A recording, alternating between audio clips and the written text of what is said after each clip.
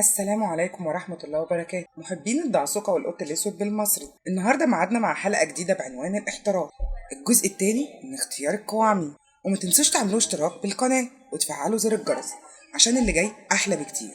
ولو بتشوفونا من على الفيسبوك فما تنسوش تعملوا متابعة للصفحة وتعملوا إعجاب بالفيديو وتشيروه على صفحتكم. وبتبدأ حلقتنا بعد ما تيكي وفلاج اتفقوا إنهم يحرروا مارينيت وإدريان من الميراكلوس عشان يقدروا يعيشوا قصة حبهم. واختار فلاج زوي إنها تكون الملكة الجديدة بتاعته، واختارت تيكي آليا إنها تكون الملكة الجديدة بتاعتها. وبعد انتصار سكارابيلا والقطة السوداء على كيكو بتيجي الصحافة وبتعمل معاهم مقابلة عشان يسألوهم عن الدعسوقة والقط الأسود وعن سبب اختفائهم. لكن سكارابيلا بترفض إنها ترد على أي أسئلة، وبتقول لهم إنها هتقدر هي والقطة السوداء يحافظوا على أمان باريس. وبترجع سكارابيلا على بيتها وبتتحول لآليا، وبتجيلها مارينيت عشان تزورها وبتقول لها إنها مبسوطة جدا إن تيكي اختارتها عشان تكون الملكة الجديدة ليها. وبتطلع تيكي وبتسلم على مارينيت، وبتطمن آليا على مارينيت إنها عايشة مع إدريان قصة الحب اللي كانت نفسها تعيشها. وبتطمنها آليا إنها هتعمل كل اللي تقدر عليه هي والقطة السوداء عشان تحمي باريس.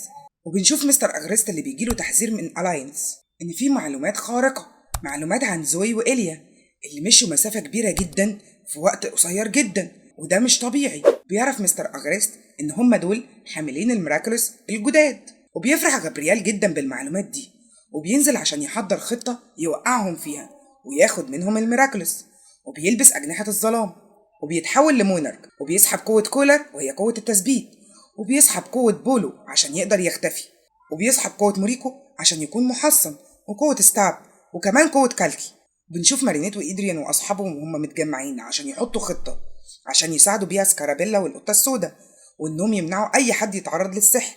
ولما بيتحركوا بنكتشف إن مونارك كان موجود وسامعهم، وبيفصل جهاز الإنذار وبيعمل من نفسه نسخ كتيرة جدا وبيختفي، وبيروح وراهم عشان يراقبهم ويقدر ياخد الميراكلوس من زوي وآليا. وبنشوفهم وهم في مطعم المدرسة، ومارينيت وإدريان كانوا قاعدين مع بعض، وبتتعصب كلوي جدا لما بتشوفهم وبتقوم عشان تغلس عليهم. وبالصدفة بتقع مارينيت وبتيجي كلوي عشان تتكبر عليها وتعايرها إنها بنت الخباز. لكن إدريان بيقوم وبيساعد مارينيت وبيقعدها على كرسي، وبيقول لكلوي إنها تبطل تتكبر على الناس وتبعد عنهم أحسن. وكل زمايلهم بيطلبوا منها إنها تبعد وتبطل اللي بتعمله ده. وبتقوم زوي وبتاخدها عشان ترجعها مكانها تاني وبتبعدها عنهم. وبيشوفها مونارك اللي كان قاعد بيراقبهم، وبيطلق سراح الميجا أكوم الشريرة عشان تسيطر على كلوي وبيحولها لسول دسترير.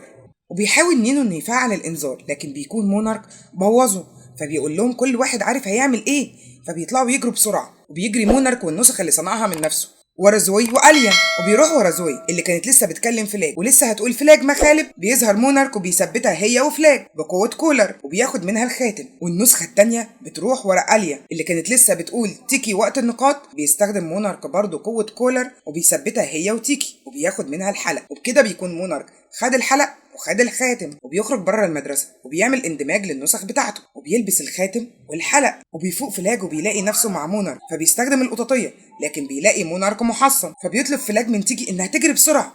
وبيطلب مونارك اتحاد بين نورو وتيكي وفلاج وبيشدهم ليه، لكن تيكي وفلاج بيفضلوا يقاوموا. وبيطلب فلاج من تيكي انها تستخدم تعويذة الحظ، وفعلا بتستخدم تيكي تعويذة الحظ وبتنزل لها سلة قمامة وبتبعتها لمارينيت وبيسحبهم مونارك ليه. لكن فلاج قبل ما يدخل في الخاتم بيستخدم القططية وبيدمر الخاتم، وبيحصل انفجار كبير جدا والمباني بتفضل تظهر وتختفي، وبيحصل حاجات غريبة. وبتوصل سلة القمامة لمارينيت وبتعرف انها نفس السلة اللي في الحمامات بتاعة المدرسة، فبتخاف على آليا جدا وبتحاول تتصل بيها لكنها ما بتردش. فبتجري وبتروح الحمامات وبتلاقي آليا متجمدة وثابتة في مكانها ومش معاها الميراكلوس، فبتفهم ان تيكي هي اللي اطلقت تعويذة الحظ وانها اكيد في ورطة كبيرة. فبتاخد معاها سلة القمامة وبتروح على البيت عشان تجهز خطة، في الوقت اللي مونارك بيبقى مش عارف يعمل ايه عشان يرجع الخاتم تاني عشان يحقق امنيته. وبيسأل تيكي وبتقوله انه ممكن يستخدم تعويذة الحظ ويرميها في السماء وكل حاجة هترجع لطبيعتها تاني. وبيطلب منها تعويذة الحظ لكنها بتقوله انها اطلقتها بالفعل. وبتظهر مارينيت وهي لابسة خوذة عشان محدش يتعرف عليها، وبتقول لمونارك ان التعويذة معايا وسيب تيكي وانا اديها لك. فبيستخدم قوته وبياخد منها سلة القمامة وبياخد السلة وبيرميها في السماء، لكن بيكتشف انها مش هي التعويذة بتاعت الحظ. وبتقوم بسرعة مارينيت وبتنط على مونارك وبتحاول تاخد منه الحلق لكنه بيرميها بعيد، وكان لسه هيجمدها لكن بيجي نينو بسرعة وبيفديها بنفسه وبيتثبت هو مكانها. وبيوصلوا أصدقاء مارينيت اللي كانوا مكونين مقاومة لمساعدة الدعسوقة، وبيحاولوا يشتتوا مونارك وبيرموا عليه ألوان كتير، وبيكونوا ماسكين سول دستروير عشان يستخدموا قوتها ويحولوا مونارك الجزم، لكنه بيسحب منها الأكومة بسرعة. وبيجري إدريان بسرعة وبياخد من مونارك الحلق وبيديه لمارينيت. بتجري مارينيت بسرعة وبتتحول للدعسوقة، وبتاخد سلة القمامة وبترميها في السماء عشان كل حاجة ترجع لطبيعتها تاني.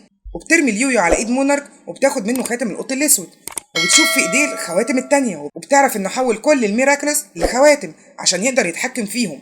وكان هيهجم عليها لكن لقى كل اصدقائها حواليها فانسحب في هدوء. وبتشكر كل اصحابها وبيفرحوا بنجاحهم مع بعض.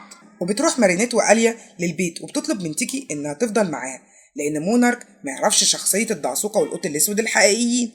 وبتطلب من فلاج انه يرجع الخاتم للقط الاسود، وبيوافق فلاج جدا، لكن بيقول لها انه هيودع القطه السوداء الاول. وبيروح لزوي وبيودعها وبيرجع لإدريان.